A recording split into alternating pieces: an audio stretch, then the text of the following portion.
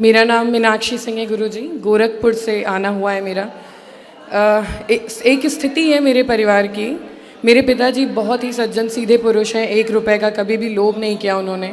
बड़ी मेहनत से खून पसीने से उन्होंने अपना घर बनाया था, छोटा सा। लेकिन मेरे चाचा ने, सगे चाचा ने गलत तरीके से वो घर लिखवा लिया और 60 साल की उम्र में मेरे पिताजी को मेरी माँ के साथ घर से बाहर निकाल दिया। ये स्थिति थी। सवाल ये है कि भक्ति भगवान की मेरे पिताजी मेरी माँ भी उसी तरह करते हैं और ज़्यादा लग के करते हैं, और वो भी करते हैं। नॉनवेज नहीं खाते, सारे तीर्थ धाम कर रहे हैं। ऐसी परिस्थिति में क्यों अधर्म करके भी आज वो आगे बढ़ रहे हैं? शरीर में कोई रोग नहीं है, हर तरीके से आगे बढ़ रहे हैं। और मेरे माँ बाप जो शुरू से लगे हुए हैं भक्ति में, दान दक्षिणा में, आज बेघर हो के किराए के घर में रह रहे हैं और दर दर की ठोकर खा रहे हैं। ऐसा क्यों होता है गुरुजी? कौरवों ने भी पांडवों का राज्य छीन लिया था जी। तो क्या हुआ? कौरवों ने जब राज्य छीना तो देर तो लगी पर सर्वनाश हुआ। जी। हुआ। इसलिए पहला तो ये कि उनका सर्वनाश होगा यदि वो गलत तरीके से किए हैं तो, जिन्होंने किया है, पहला। दूसरा, अर्जुन को भी गांडीव उठाना पड़ा जी। और लड़ना पड़ा। जी। कई बार अपने अधिकार की लड़ाई अपने को ही लड़नी पड़ती है। भगवान बोले मैं साथ हूं पर लड़ तू। अर्जुन के साथ थे पर लड़े अर्जुन। जी। भगवान भी साथ उन्हीं का देते हैं जो अपनी लड़ाई स्वयं लड़ते हैं। जी। तो अपनी धर्म की लड़ाई स्वयं को लड़नी चाहिए। ये मेरे पिताजी हैं, बहुत घबराते हैं, बहुत तो आपको अपनी लड़ाई लड़नी चाहिए। क्यों लिखवा लिया आपने? केस नहीं किया? केस चल रहा है गुरुजी, केस करा हुआ है, लेकिन वो पावरफुल हैं, पैसे देते हैं, आगे बढ़ रहा है। कोई बात नहीं, ईश्वर के आगे रावण का पावर टिका कि तुम्हारे चाचा का टिक जाएगा। बस यही इनको समझाना है। सर्वनाश जब होता है ना तो दुर्योधन का देख लो क्या हुआ, रावण का देख लो क्या हुआ। समझ ले तुम्हारे चाचा, वरना सर्वनाश निकट है, बोल देना। बस गुरुजी आपका आशीर्वाद चाहिए। गुरुजी राधे राधे। जी जी गुरुजी, मेरठ से आया हूँ आपको सुन के। जी गुरुजी, मैं एक जगह जॉब करता हूँ और मैं अपना काम बड़ी ईमानदारी से करता हूँ, और मुझको ये मालूम है जो मालिक हैं वो सही ईमानदारी से काम नहीं करते, गलत तरीके से पैसा कमा रहे हैं, पर मैं अपना काम ईमानदारी से करता हूँ। तो मैं वहाँ जॉब कर रहा हूँ, क्या मैं ठीक कर रहा हूँ या मुझे छोड़ देनी चाहिए? कहाँ? मेरठ। जॉब कर रहे हैं, अच्छा मिल रहा है? जी। तो मिल रहा है, ईमानदारी से काम करते रहो। जैसे कि मुझे पता है कि मालिक लोग ठीक तरीके से पैसा नहीं कमा रहे हैं, गलत तरीके से कमा रहे हैं, तो हमारा मन नहीं बैठ रहा है कि इस कमाई को हम। तो फिर मत करो। जी। भीतर से गवाही नहीं है तो मत करो। जी जी जी गुरुजी। जी गुरुजी, धन्यवाद।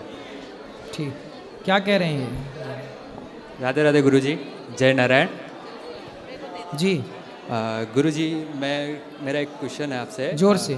मेरा एक क्वेश्चन है ये कि मतलब मेरी शादी हो चुकी है, 2 साल हो गए, और कंडीशन कुछ ऐसी आ गई कि बात डाइवोर्स तक पहुंच गई है। लेकिन पत्नी को ले आना, हमसे बात कराना। वो राजी है, वो खाली कंफ्यूज्ड है, उसके घर वाले डाइवोर्स करवाना चाह रहे हैं। पत्नी को लाना हमारे पास। तो आप अगर कुछ संदेश दे दो उसको। तो क्या नाम है पत्नी का? जया जोशी। जया जोशी जी, आप अपने पति के साथ प्रेम से रहो। किसी के भड़कावे में कहने पे माँ बाप कब तक साथ देंगे? साथ हमेशा पति देता है, इतिहास साक्षी रहा है। नारी का धर्म है पति की सेवा करना। आपके माँ बाप ने दान कर दिया है, आपका कन्यादान। यदि इतना ही मोह था आपसे आपके माँ बाप का, तो फिर उन्होंने कन्यादान क्यों किया? सदा रखते। विवाह ही क्यों किया? अपने पास सदा रखते। ये रिश्तेदार, ये परिवार, ये जो भड़काते हैं, ये अपना स्वार्थ लेके कार्य करते हैं। आपको निस्वार्थ भाव से पति का साथ देना चाहिए। नारी का धर्म है पति की सेवा करना। तलाक लेने से कुछ ना होगा, प्रेम से रहो। राधे राधे। गुरुजी राधे राधे जी। मैं दिल्ली से आई हूँ और मैं बहुत बड़ी भक्त हूँ आपकी। मेरी दादी आपकी कथा कभी मिस नहीं करती, वो रोज आपकी कथा सुनती है, और उन्हीं को देख देख के हमने भी घर में आपकी कथा को सुनना शुरू कर दिया। तो महाराज जी, मेरा सवाल ये है कि मैं किसी भी चीज़ के बारे में बहुत ज़्यादा सोचती हूँ, मतलब पढ़ाई है या मेरी नौकरी का सवाल है या कोई भी ऐसा कोई भी विषय हो, मैं बहुत ज़्यादा सोचने लग जाती हूँ, और इस वजह से मुझे बहुत टेंशन भी होता है। तो मैं इसका जवाब चाहती हूँ आपसे। कितनी उम्र है बेटा आपकी? महाराज जी, मेरी उम्र 19 साल है। 19 साल की लड़की नौकरी के बारे में सोच रही है हाँ जी। है ना। देखो मैकाले की शिक्षा ने सबको नौकर बना दिया। जो नौकर अभी नहीं बने वो नौकर बनने के सपने देख रहे हैं। बेटा आप पढ़े लिखे हो हाँ जी। तो नौकर क्यों बनना है? महाराज जी पिछले साल जब मैं 18 साल की हुई थी उस टाइम पे मैंने एयरफोर्स का पेपर सब कुछ निकाल लिया था, लेकिन अंतिम समय में जा कर के मेरा 1 या 2 नंबर से रह गया था और उस बात का दुख मुझे अभी तक है। अच्छा आपने कोई बिजनेस करने का सोचा है? हाँ जी सोचा है, लेकिन अगर नौकरी नहीं हुई तो। मतलब बिजनेस को दूसरे नंबर पे रखा है, नौकरी हाँ। को मतलब नौकर बनना ये पहले नंबर पे रखा है, मालिक बनने को दूसरे नंबर पे रखा है। इसलिए आप नौकर ही बन पाओगे, मालिक नहीं बन पाओगे। महाराज जी बिजनेस करने के लिए हमें इन्वेस्टमेंट की जरूरत होती बेटा है। यही तो थिंकिंग मैकाले ने घुसा दी तुम्हारे दिमाग में उल्टी सीधी। बिजनेस करने के लिए दिमाग चाहिए, पैसा बाद में होगा जब होगा। दिमाग से कार्य होता है, बिजनेस कहाँ से चल रहा है? धन्यवाद गुरुजी। काय का धन्यवाद?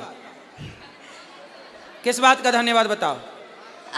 अब मैं इसके बारे में ही सोचूंगी ज्यादा। किसके बारे में? बिजनेस के बारे में, और नौकरी के तरफ मेरा ध्यान रहेगा, लेकिन मेरा दूसरे नंबर पे नौकरी हाँ, को दूसरे नंबर पे रखना। पहले नंबर पे बिजनेस व्यापार। आजकल लड़कियां कितना काम कर रही हैं, हाँ जी बिजनेस कर रही हैं, व्यापार कर रही हैं, खुद का अपना ब्रांड तैयार कर रही हैं हाँ जी। और करोड़ों कमा रही हैं लड़कियां, बहन बेटियां। और तुम बताओ नौकरी के पीछे भाग रही हो।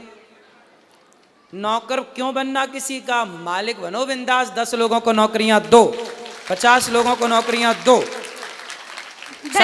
सारे पढ़े लिखे लोग आपके घर में नौकरी करें, ऐसे दिन लाओ, तब देश का धन्यवाद कल्याण गुरुजी। होगा। राधे राधे। राधे राधे। पठानकोट वालों की तरफ से राधे राधे गुरुजी। राधे राधे। गुरुजी मेरी मैया आपसे बात करना चाहती हैं। कराओ। राधे राधे गुरुजी। जी कोटि कोटि प्रणाम आपके चरणों में। खुश रहिए।